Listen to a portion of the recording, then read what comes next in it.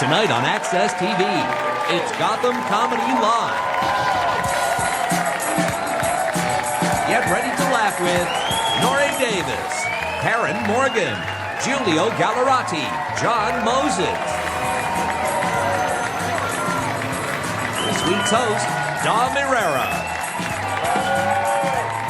Gotham Comedy Live. All happening right now. Ladies and gentlemen, Irrera!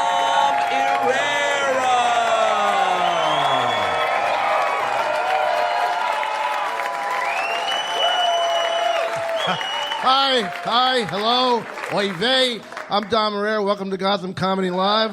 How are you?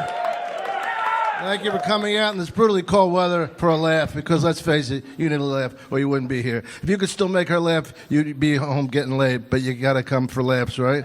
That's all you got. I love you people. I gotta say, I'm one of these people. I love people. I don't care what you are.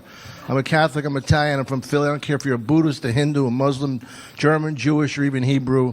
Doesn't matter to me. You're all wrong anyway. You're wrong about God. You're wrong about Jesus. Jesus doesn't love you. Jesus loves me. A Catholic priest once told me that while he was buttoning up my little pants. We try and make things that are painful funny. Child molestation is obviously a horrible, hideous thing, but there's a flip side to everything. What about the kids like me who wanted to be molested and nobody would touch? What about that kind of pain? I remember my grandmother would give me a bath. She was so kind and loving and tactile. I said, Grandma, just tickle my little balls with that feather touch. Just cup them, guess their weight. Beazle or nozzle, my little pink doggy dingleberry. Let me see your tits, I'll give you $1. $2. $2 if you let me teabag you. I love you, Nana. We lost my grandmother. She didn't die, we lost her. She actually shrunk to the point we can't find her anymore. It's so sad, we know she's still in the house. She's just not visible to the naked eye. All we hear out of the rug is, Bafangula, gigas. I'ma tell you something. It's good to come out for a laugh. Laughter is the best medicine, right? Other than medicine. Medicine's the best medicine. That's why they call it medicine. What are you, fucking retarded? Laughter's nice. Once you get 102 fever, I would suggest an antibiotic over a joke book. I'm just saying. So anyway, Bill Cosby started raping me in the summer of '84. And he continued to plunge my anus. You know, I'm so conditioned now, I can't climax unless I hear Fat Albert's voice. That's a true story, ladies and gentlemen. I love when comedians say true story like you give a fuck. Hey, how about something funny you made up? Because your true stories, to tell you the truth, to put me to sleep. Why don't you bullshit like those other comedians? Like you're going to walk out of here tonight and go, well, all the acts were good except that guy Irrera. He wasn't really funny. But talk about integrity. My God. All he did was tell one unfunny truth after another. I've never seen anything so unfunny.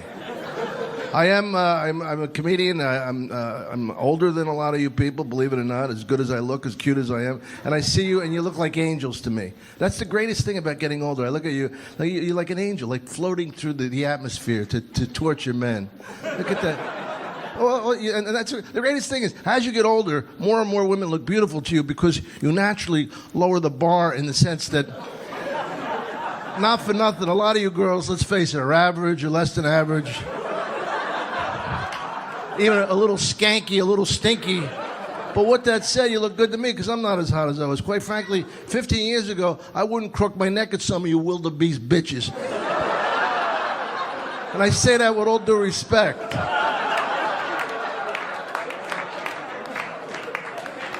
I don't even care about a woman's face anymore. All I care about is the body. She could have the head of a goat. She's got a nice body. Did you see the ass on that goat-headed woman? Forget about it. Tell you what, she files those horns and trims that goatee, not a bad-looking girl. Women can fake a lot of shit. Men have trouble faking. And one thing you can't fake is an erection. You can't lie about an erection. You're either hard or you're not. You can't go, baby, I love you. Yeah, do you? But, you know, I don't turn you on anymore. You totally turn me on. But you're not hard. What are you going to say? Yes, I am. No, you're not. I'm staring right down the barrel. No, babe, I'm hard. You're just looking at it from the right angle. Go over there and take a gander at that rock tube of love. We always protect our girls, right? The thing is, we got to protect the girls. We don't give a fuck about the boys. They go out, they get drugged, somebody blows them on the count. Nobody gives a shit. We protect our girls. You never hear a father bragging about his daughter's sexual prowess. You hear it up there? That's my daughter taking on 10 guys. Listen to her screaming in the night like a wild banshee. I'm telling you, that kid always loved cock. She always loved cock. She's always had men lined up around the block, guys tag teaming her from behind, high-fiving over her jizz-filled back, dropping loads in her ear so she can't hear what they're saying. What can I tell you, huh? She's just like her mother, that kid. She's like her mother and her grandmother before her. God rest her stretched out gray cobweb twat of love. Are you up there, Granny? Can you hear me? Grandmom died, but she's in a better place. Isn't that the biggest bullshit in life? Better place. How do we know what happens after we die? You know what a better place is for sure? Maui. Maui's a better place. You been to Hawaii? Anybody ever been to Hawaii? No matter, it's so beautiful. It's so enchanted. No matter what happens, people don't even listen to you. Hey, man, how you doing? I just got back from Hawaii. Broke my leg in 4 places, surfboard. My wife got bit in the ass by a shark. We lost our little puppy in a volcano. You should have seen him waving his unknowing paw as he spiraled into the abyss. Really? You were in Hawaii? Cool. Thank you for that partial applause break. I don't go for the whole crowd. I like little spins and smathers of people laughing. There's a beautiful Asian woman. Beautiful Asian woman. I've never been with an Asian woman for free, but let me tell you something. Give me a little of this, a little of that. Yeah. You know, I know I'm getting close to the end of my life. I don't look good. Let's face it, I don't look good. I know. I figure. I looked in the mirror. And I figure, if I work out, if I stretch, if I eat right, maybe I got a month and a half, maximum. But I try. You know, it's like I said, I'm trying to gain weight. Right? I got to gain weight. It's hard, you know. I fall asleep eating with the pizza on my chest. It's hard to gain weight because you know I gotta gain 35 pounds by the end of February for a part in a movie. I don't know what that movie is. Hopefully something comes up. I need some guy 35 pounds. I realized that I couldn't even be gay now. Because I couldn't get in gay shape. I couldn't do the ab work to be gay. You know what I mean? It's like, if I tried to come out of the closet, 2 big, strong fucking gay guys would throw me back in. Get the fuck back in there, you old fart. You had your chance when you were in your 20s. It's a lot of work. I always love it. It's so different, like gay guys and gay women, because guys are always going, man, I look nothing hotter than 2 chicks together. No, nothing hotter than 2 hot chicks together. Believe me, you don't want to see Bertha and Anna down by the dock, pumping it in as the tugboats are pulling in. Ooga. You never hear women wanting to see 2 guys together. Allison, would I love to see Gus blow Big Vic? Maybe I'm just a hopeless romantic. But wouldn't it be nice if little Gussie just staggered to his knees and start womping and chomping on Vic's chub? Is it hot or is it me? We like those lipstick lesbians. That's what we like. Those articles about the 2 co-eds lounging around the dorm in high heels and lingerie, studying. That's the way most girls in college study. Allison, you want to study? Gee, I don't know, Bridget. Let me put some stripper pumps on and some crotchless edible underwear. Maybe that'll get me in the mood to read some anthropology with you. And they get so bored, they start sexually experimenting with each other. I can't fathom getting that bored with one of my friends. I gotta tell you, George, this game sucks, man. 48-0 halftime. I'm bored. But I got an idea. Georgie boy. Don't you worry, I'll drive you home. You won't be able to walk anyway when I get done. Guys, we have a great show for you tonight. We have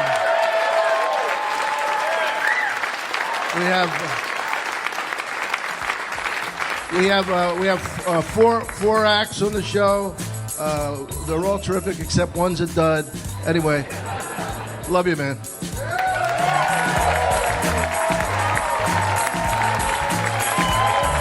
Stay tuned for more laughs on Access TV, live from the Gotham Comedy Club in New York City. Nore Davis is taking the stage when we return.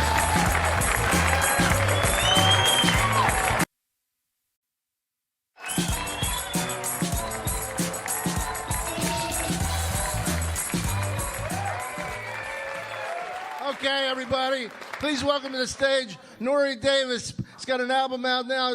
It's called Home Game. Nore Davis, give him a hand. All right.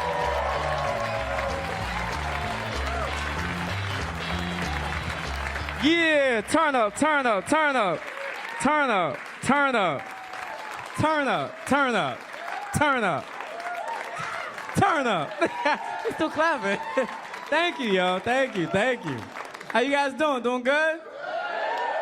That's what's up, man. Good, good. I'm feeling all right, man. Going through a breakup, man.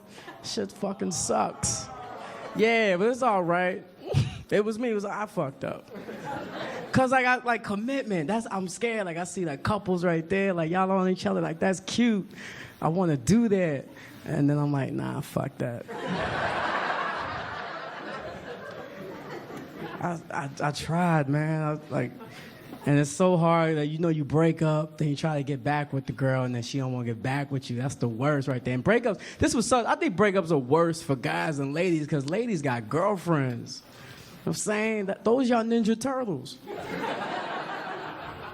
You know what I'm saying? Donnie, Ralph, Leo, Mike, they got your back. You could just start crying. You know, I fucking hate him. I hope he fucking dies, I swear. And your girl comes in like, look, stop crying, girl. We gonna go out, we gonna get some drinks. Matter of fact, I'm gonna get my bitch-ass boyfriend to drive us. We gonna use all his gas. You know, y'all my power circle.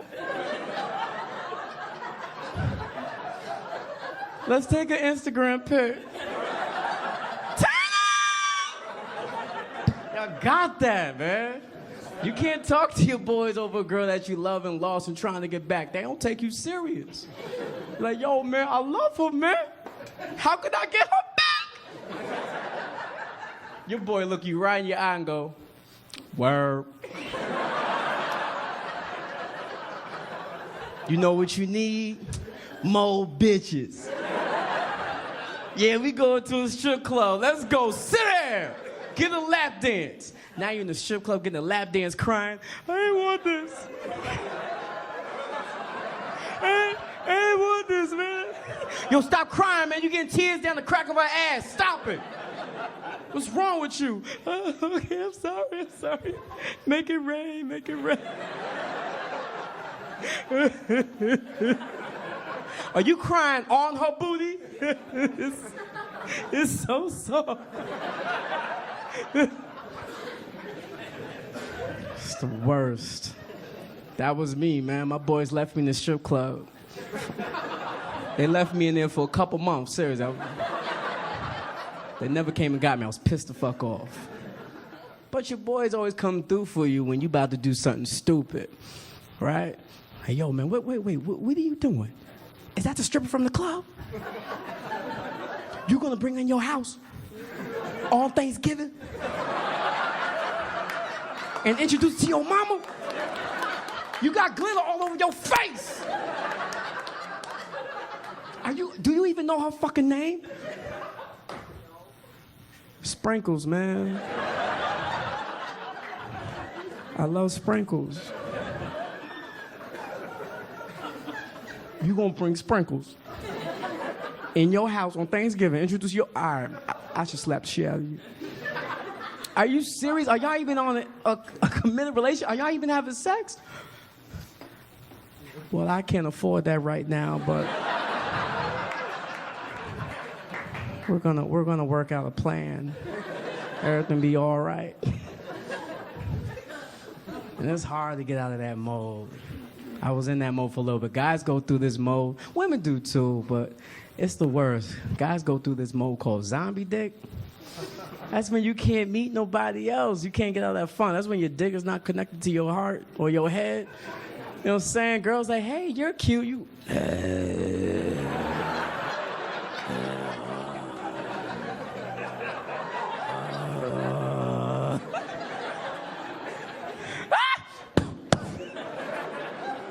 Gotta shoot it down like The Walking Dead. 2 in the dick, 2 in the head.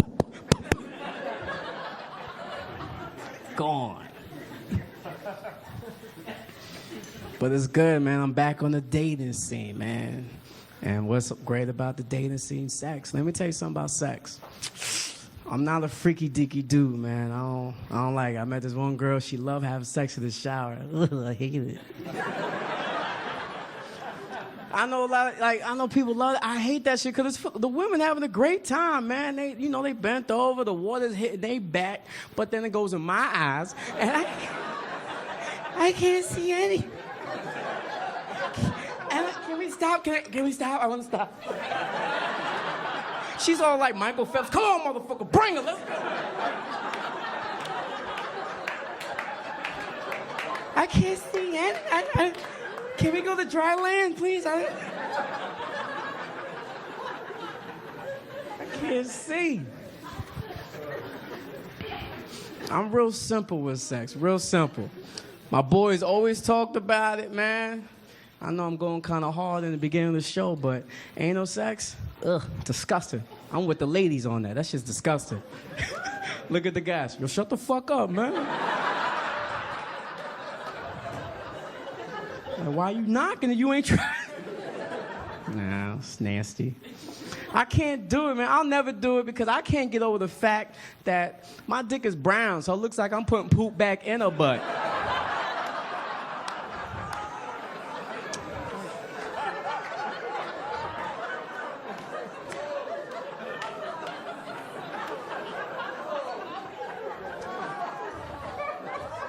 I'm not shit. I'm a man. And you want this doo-doo dick? I'm not giving you doo-doo dick. Don't do it.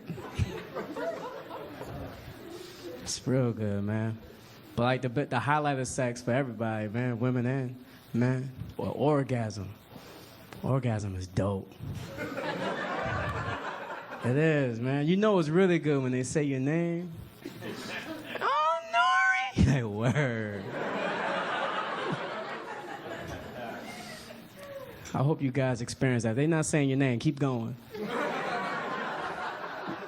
You'll get there, brother. But like, you understand the feeling when they say your name, right? That's the equivalent. When you hear they say your name during sex, you just want to get off top of her and then just start walking in slow motion.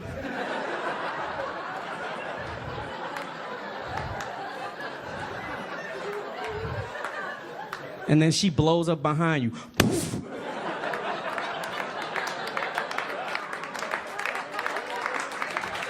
Go on, man. It's a wrap. It's over. What happened to your girl? She blew up, man. I gotta get another one. You know me, baby. Blowing up bitches. The ladies get the same experience. Like for a guy, like we can't say your name during sex. That's some bitch shit, right? Like, oh, Jessica, oh my God, oh Jessica, shit, this pussy's so good. All right, I'm gonna need you to take this pussy and calm down. Oh God, chill, you can't. You could tell we feeling it when we just start buying you everything. You come home, you got a new HD TV, you got HBO Go for no reason. We got you Amazon Prime and Netflix. This is all for you, baby. You doing your thing, like, oh, really? Oh, my God. I didn't ask for none of this. Oh, but you know. And then that's when she starts walking in slow motion. And our bank account blows up behind her. Oh, my pussy made it rain. Thank you. You guys are dope, man. I'm Nore Davis, man. Thank you guys so much, man. Yo, get that home game, baby.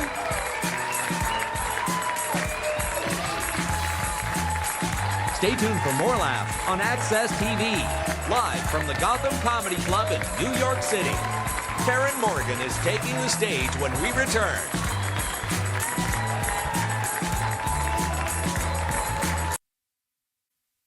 Welcome back to the Access TV presentation of Gotham Comedy Live. More laughs right now.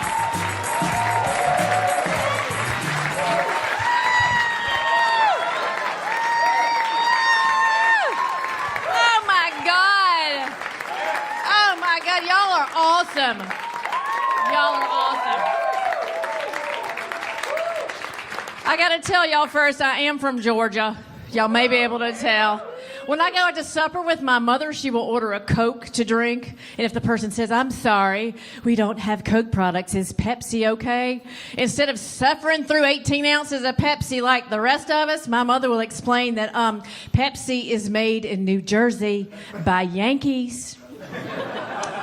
Coca-Cola is made in Atlanta by God. Coca-Cola comes in a red can. I vote in a red state. Pepsi comes in a can that looks a whole lot like President Barack Obama's campaign symbol, if you ask me. So no, Pepsi is not okay. Do you have alcohol? Just bring me a Jack and Coke and just hold the damn Coke. So I went to y'all's crazy Whole Foods here. Oh my God, I got laws. You can't get out of that place. They won't let you out of it. The little girl at the checkout line, they have a new marketing campaign that collard greens are the new kale. I said, well, my family puts collard greens in bacon grease until they oink and they no longer resemble a vegetable. She said, I don't know what you're saying to me. I'm vegan. I made her cry. Sad little vegan girl.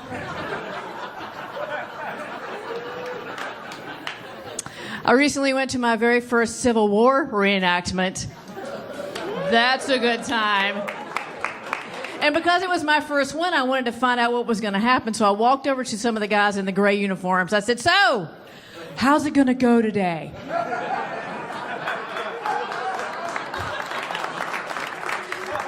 And this one guy very seriously looked at me and goes, well, we don't win. But see this is my friend Greg. Greg has a whole lot of fake blood, and when the battle starts, Greg puts all sorts of blood all over himself. Greg dies real good. I don't die so good anymore. It hurts my back to die hard. So I just ease myself down onto the ground, and then I take out my iPhone, and then I can videotape the skirmish while I'm down there. And then another guy came through on a horse, and he was wearing a blue uniform. And Greg got all red in the face and started screaming out, go to hell, Sherman! Ah! And I'm like, Greg, man, you're going to have a real heart attack on this fake battlefield. Come on, man, 150 years. Let it go, Princess Elsa. Just let it go. Come on. I live up in Maine now. I live up in Maine, which is the south of the north. Awesome. Good place to live. I love it there. We had a guy up there that took off every stitch of his clothes, got into his dump truck, and then drove his dump truck through the front wall of another guy's house. Then he got out of the dump truck and started to fight the guy that lived in the house. The guy in the house took out a hammer and just beat the shit out of the naked guy. And when he was interviewed, the guy in the house said, well, I was in my living room, and thankfully, I keep a hammer there.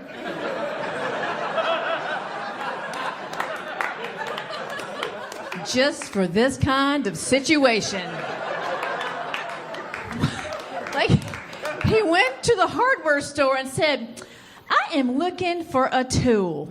For if I'm in my living room watching the Patriots game and a dump truck comes through the front of my house and then a naked guy high on drugs gets out and starts to fight me, what kind of tool do you think I should buy for that?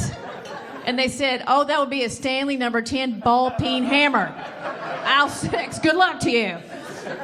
I travel. My travel tip is if you ever lose your luggage when traveling, you want it to happen in Charlotte, North Carolina.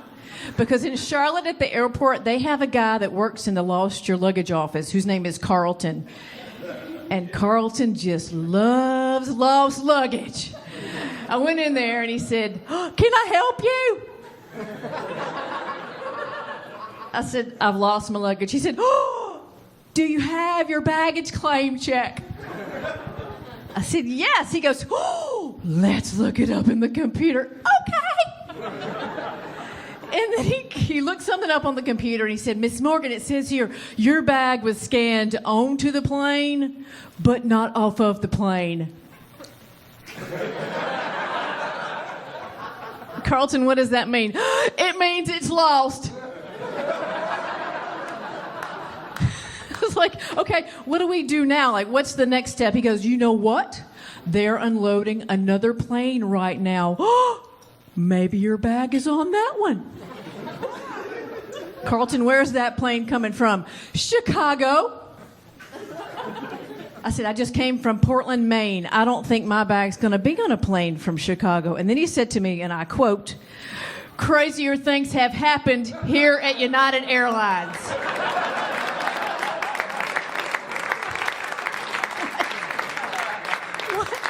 And then he grabbed my hand like we were going to go to the county fair for fried dough, and we just skipped merrily over to the baggage carousel where the third bag off the plane from Chicago was my suitcase. And I said, I don't understand how this has possibly happened. I came from Portland, Maine to Charlotte. How did my bag go from Portland to Chicago and then to Charlotte? And then he said to me, maybe your bag just wanted to take a separate vacation. I said, Carlton, I love you. I still don't understand. He goes, well, Miss Morgan, it's like this. It's like when you go drinking with a bunch of friends and you're out drinking and you're doing shooters and you're getting drunk and then you lose somebody in your group and then you worry for a while that maybe Mary Beth is getting raped or strangled in the parking lot. And then you have some more shooters and some more drinks. And then you forget that Mary Beth is getting raped or strangled in the parking lot. And then you leave the first bar and you go to the second bar, and guess who is standing there just smoking a cigarette waiting for you? Mary Beth. Mary Beth is your suitcase. Enjoy Charlotte, North Carolina. Awesome. Crazy. Carlton. So I just turned 50 a few months ago, and thank you. Thank you. Working on that. Here's the greatest thing about 50. I was at Target. We had a snowstorm up in Maine. Normally they have a towel there to wipe the snow out of the carts. Got there a particular afternoon. No towels. All the carts were wet. Little girl standing there in her little khaki pants and her little Target shirt. Amanda. And I was like, there's no towels here. She goes, oh, well, they're still wet from last night. I said, well, what am I supposed to do? She goes, you could go in the bathroom and wipe them out with paper towels. Well, my 30-year-old self would have gone in the bathroom and wiped it out with paper towels. My 40-year-old self would have called Amanda's manager. We would have had a little to-do in the front, and Amanda would have had a little thing about customer service.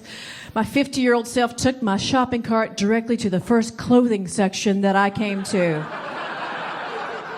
And just lined it with little boys' T-shirts and just kept on shopping. It's very fun. Very fun. I'm 50. So last year, some girlfriends and I, we went down to Mardi Gras to celebrate our 50th birthdays. Mardi Gras is awesome. Everyone should go at some point in their lives. We got titty beads. Woo! No, you show your titties, you get the beads. Ladies, you don't have to actually show your tits to get the beads. If somebody in your group blows the guy, they'll give you a whole box of beads. Awesome. We're married. We only blow people if we want something. And apparently we wanted Mardi Gras beads. And at this point in our lives, we would rather blow a stranger than show our tits in public. So I'm Karen Morgan. Thank y'all so much. Have a great night.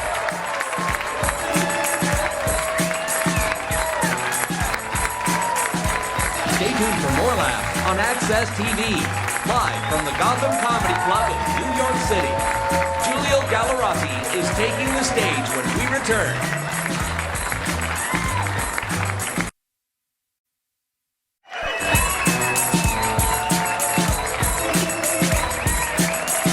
Okay.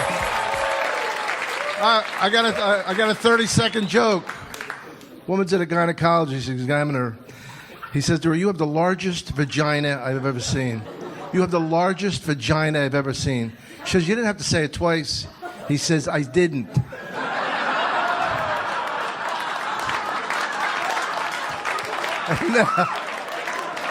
And now for his TV debut, Giulio Gallarotti. Giulio. Give Giulio a hand.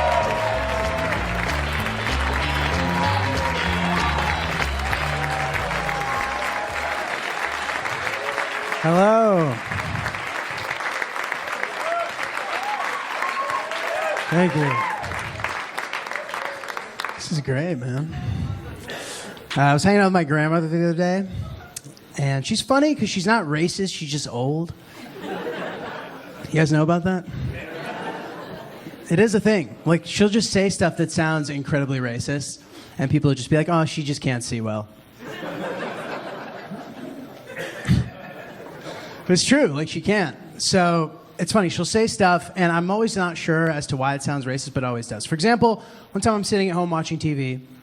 She comes and peers over my shoulder. She's like, Julie, are you watching rap videos? She's like, you kids and your rap videos. And I'm like, that's the president.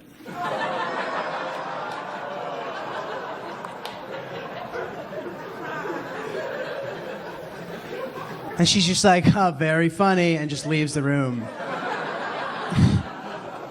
So it was never resolved.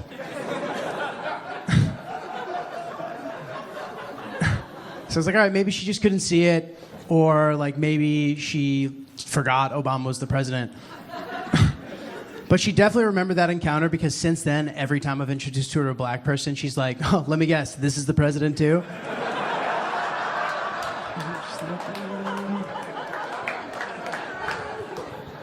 That's awkward. It's funny too, like, the last girlfriend of mine she remembers is my girlfriend from high school, so now every girlfriend is still the girl from high school, which is kind of awkward also. The girl I'm seeing now, she goes to fashion school. She goes to FIT. Which I'm not a big fan of the school because of a story she told me. She said one time, like, a speaker came in from Chanel and addressed the student body, and she was sitting in the front row with her bag. And the lady's like, guys, I've been working in fashion for a very long time, and it is my professional opinion that this woman has the worst fake Chanel bag I've ever seen. She's like, you should be ashamed of yourself. She's like, you might want to get out of here. I was like, that's horrible. That's the worst thing I've ever heard. I was like, that would never happen at any other school's guest speaker. Right? Like, I can't imagine at medical school a doctor's up there. He's like, I've been in medicine for a long time, and it is my professional opinion that this man has the worst prosthetic leg I've ever seen. You should be ashamed of yourself walking around on that thing. What are you, a pirate? Yeah, that's right. Get out of here, man, if you can. That clearly never happened. It's insane, man. I sit at home a lot during the day. Just try to write these jokes. You know? So I leave the news on in the background, and like lately the news is just really stressing me out because I don't know if you ever watch CNN, but they only show like commentators, like they don't really cut to like the field that often. So it's just like Wolf Blitzer, like from this close, yelling stressful things about like a death count of children. And I'm like, this is awful. Like, I need a new news channel that delivers it in a more like relaxing fashion. I think the BBC has accomplished that. It's the same news, but they do it with a cadence where, like, anything is perfectly fine. Like, the same story that used to stress me out, they come on, they're like, the bus heading for Jakarta carrying 125 children was found, but none survived.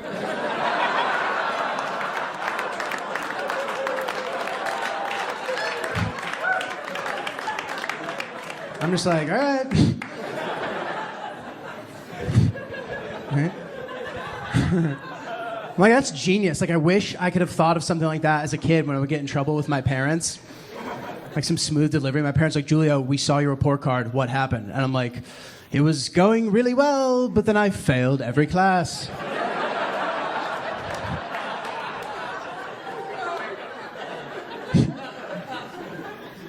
God, man. I just had to buy a car. That was a pain. It's funny, like I live in New York, so like I don't really drive. So now having to drive again, like I've just realized things that I used to hate about driving. One of them is like when I'm trapped in the car with people who like think they know the words to every song.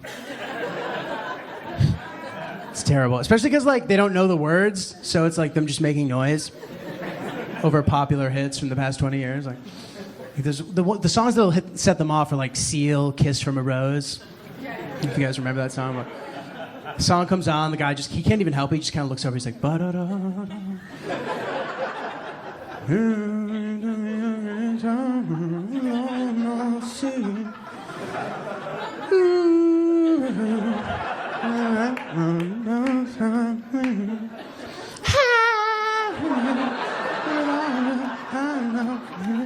But did you know? I'm like, you need to stop, dude.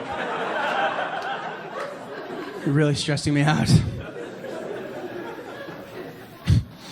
It might be worse though when they like know all the words like to every genre. Like, I have XM radio and there's literally every genre you can imagine, and I have a couple friends like that. I'll just try to like bang out a bunch of different genres real quick, see if they can get them because it's so ridiculous.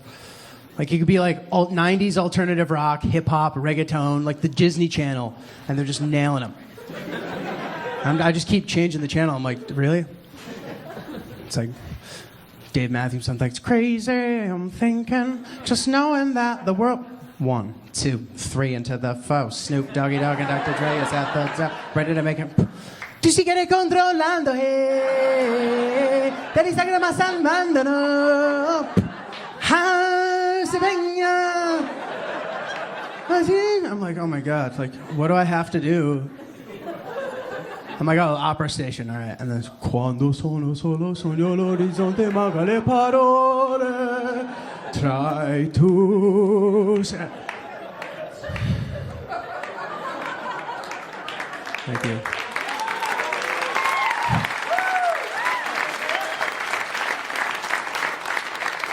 If you guys didn't realize this already, like, that person is me. I hate myself, man. So embarrassing. Yeah, so I had to buy a car. It's annoying at this point in life. Like, I've now realized how important money is. And like I didn't when I was a kid. And I know that very specifically through like dumb things.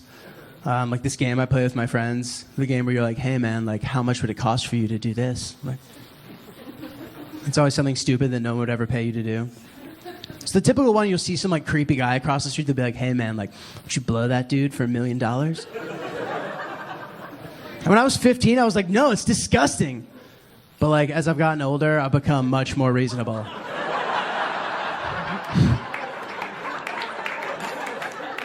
I would definitely do that for $1 million. Like, realistically, I'd probably do it for much less. Like, let's be honest here. I think about it, it's like, all right, I do stuff that I hate for $50 an hour. I'm thinking, even if I'm really bad at that, like, I could still finish the dude off in like an hour. And now I make $1 million an hour. Like, I'm the highest paid hourly worker in the world. My friend's like, dude, what do you do for a living? I'm like, oh, I'm retired. I used to earn a great hourly wage. I literally like fantasize about this happening. Like, I picture some weird dude crossing the street with a suitcase and be like, for $1 million, man, you want to do this? And I would be so excited. Like, I would do anything to try to get the job. I'd be like, sir, if you give me this job, I will blow you and all of your friends. I'm willing to go above and beyond the call of duty to secure this position. It's stupid, too, because nobody would ever pay somebody $1 million to do that. And my friends talk about it like it's really serious. They're like, well, does my girlfriend have to know?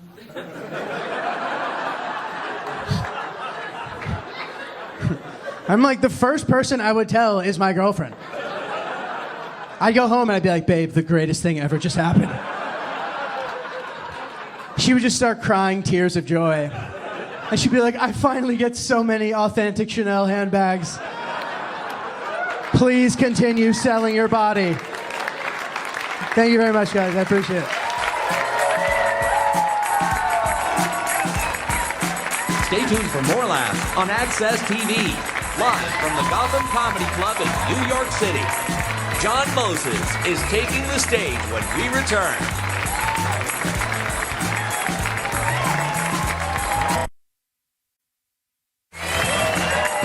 Welcome back to the Access TV presentation of Gotham Comedy Live. More laughs happening right now. The second time on Gotham, Give him a big hand, John Moses.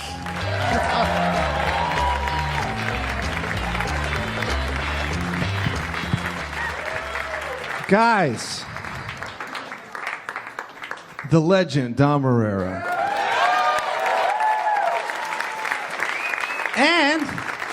And I think he fucked my acting coach. It was a woman, relax. Okay, moving on. Oh, I just got married. Thanks, guys. And there are a lot of reasons why I married my wife. She's a beautiful woman, she's kind, she's generous, she's my best friend. All of that is true. But one of the reasons why I married her is because I know divorce is a thing. I don't know if I'm going to be able to live with her for the rest of my life, but I do know that I don't have to. I was up there and the Reverend was saying, do you take this woman to be your lawful wedded wife through sickness and through health? And I was like, yeah. He goes, and now for the ring, and the ring is a symbol of eternal love. There is no beginning and no end. It just goes on and on and on. And I was like, listen, this is nice and sanctimonious and everything, but my divorced parents are sitting right there. You see that tired, broken down old man that kind of has my face? That's my father. You see the black woman holding his hand? Not my biological mother. That's not her. That's my mom at the other end of the pew, the one with the whiskey bottle poking out of her purse. Which is alarming because it's an open bar, but here we are. I'm a product of divorce. That's what I know. Everybody in my family that's ever been married has been divorced at least once. My sister's been divorced twice. My cousin's second marriage is hanging on by a prenup. He doesn't love her anymore, but he doesn't hate her enough to give her $100,000 to fuck off, so he's just stuck there white knuckling it. He's like, ah! And I love my girl, man. I didn't marry her to get divorced. But if the going gets tough, I might get going. And I mean real tough. For better or for worse, has to fall on a scale. And as long as it sort of fluctuates within the norm, you ride that shit out, you know? Like extenuating circumstances. 18 months of unemployment, you don't get divorced over that. You ride it out. You got a mother-in-law that just keeps on living and living and living, Christmas after Christmas, sucking up all your precious family time. Just ride it out. 2 glasses of wine a day turns into a crack habit, I gotta go. That sounds drastic, but I'm from Toronto where the last mayor smoked crack, so I feel like anything is possible. If it gets way worse, I gotta go, man, you know? She gains 20 pounds? No big deal. You fuck through it. Maybe Santa slides a yoga mat underneath the Christmas tree next year. She gains 140 pounds, that's another person. If she's gonna start bringing other people into this relationship, well, then so am I. I think I got a volunteer over there. She's like, it's me, I'll do it. I don't need $1 million. Just a couple of vodka and tonics. I'm an alcoholic. I'm an alcoholic and a drug addict. I quit drinking and doing drugs 8 years ago. Somebody just booed me. You're fucking telling me, pal. Jesus. And I just want to say this. Drinking isn't for everybody. But so is not drinking. I go to meetings. And I was at a meeting the other day, and this old guy comes in, like 75 years old, trembling. He goes, I need to quit drinking. And I was like, now? It's like 3 minutes left in the fourth quarter, and you're down by 30. Now you want to start D'ing up, dude? You got to drink more, man. You got to put the foot down. Start doing heroin, you know? And I come from a family full of alcoholics, you know? I come from a drinking family. And my dad, he's like a functional alcoholic. Worked hard, 2 jobs, but weekends, look out, you know? Fridays, come home, 2 in the morning, blacked out, order a pizza. Pizza would get there, he'd throw a slice in someone's face. And go to bed, like, fun, you know? We'd wake up the next morning, he'd be like, who ordered the pizza? We'd be like, Dad, stop it. You know? I was a maniac when I drank. I take after my mother. I used to black out all the time. I black out. I woke up in jail. I woke up in the hospital. I woke up in the middle of a fight with a bouncer 2 seconds before he broke my nose. Do you know what it's like to wake up in the middle of a fight? It's terrifying, man. One time, I blacked out, woke up making out with a hot chick, blacked back out, woke up 4 hours later eating out a fat chick. And I finished the job. That's a good story. Yeah, we got some old school dudes in the back. They know fine dining.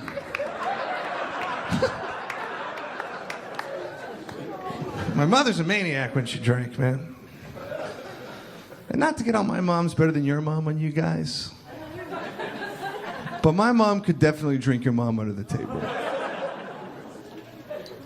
In her prime.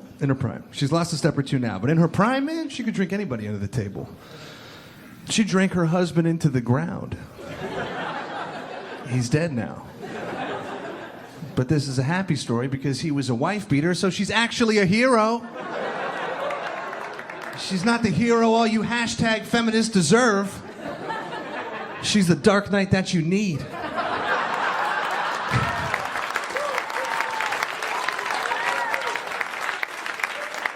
$50 years old. Her husband died, cirrhosis of the liver.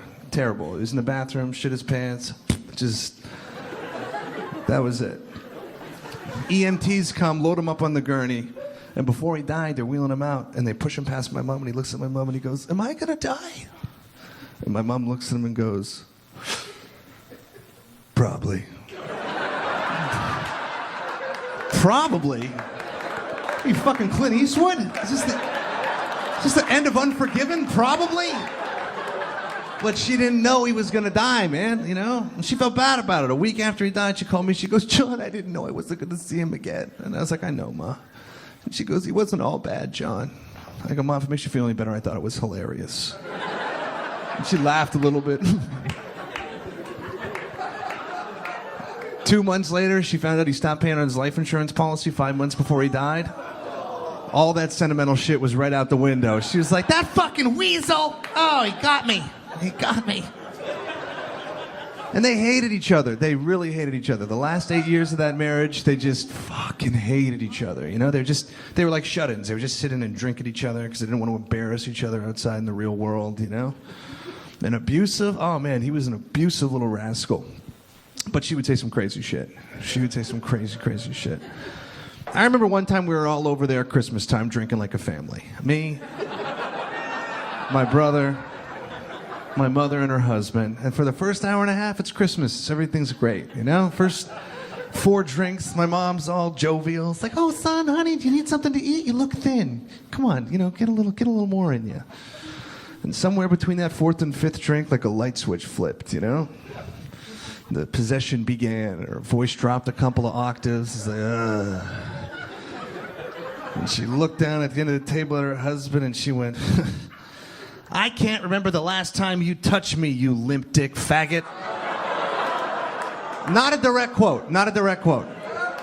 I'm paraphrasing a little bit, but the words limp dick and faggot were definitely in there. Like, how do you tell your mom she's got to work on her pillow talk at Christmas, right? It's just like... Now, I'm a dude that's of the mind that a man should never hit a woman, right? And of course, like I feel stupid even saying it, but it's the setup. So,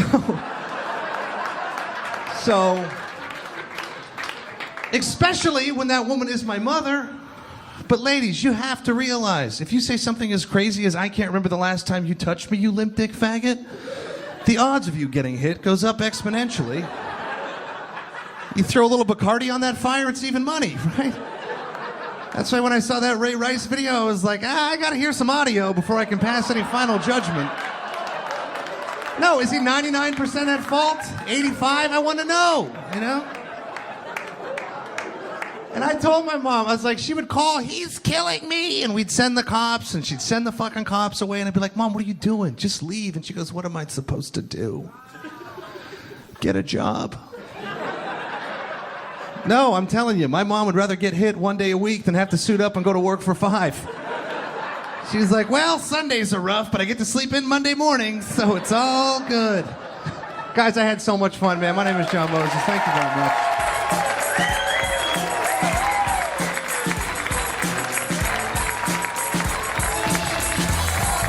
tuned for more laughs on Access TV, live from the Gotham Comedy Club in New York City.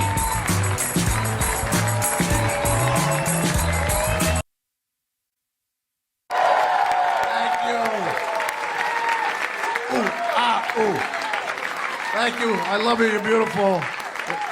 What do you call a dog with no legs? Nothing. No matter what you call him, he ain't coming. Is this all? What do you call a Mexican hitchhiking? Stranded. Come on, folks. Give a little. A black man and a Puerto Rican are in a car. Who's driving? The police. Ladies and gentlemen, is the sound system working here? Is this thing on? Is this thing on? Why do you wrap a gerbil in duct tape so when you fuck him, you don't explode? Ooh, ooh. How many seconds do I have left, you motherfucker? All right, let's bring up the cast and crew. Everybody. Thank you. Noel Davis, Karen Morgan, Giuliano Gallarotti, and John Moses. Thank you. Thank you. Tune in next week for a better show. Come on.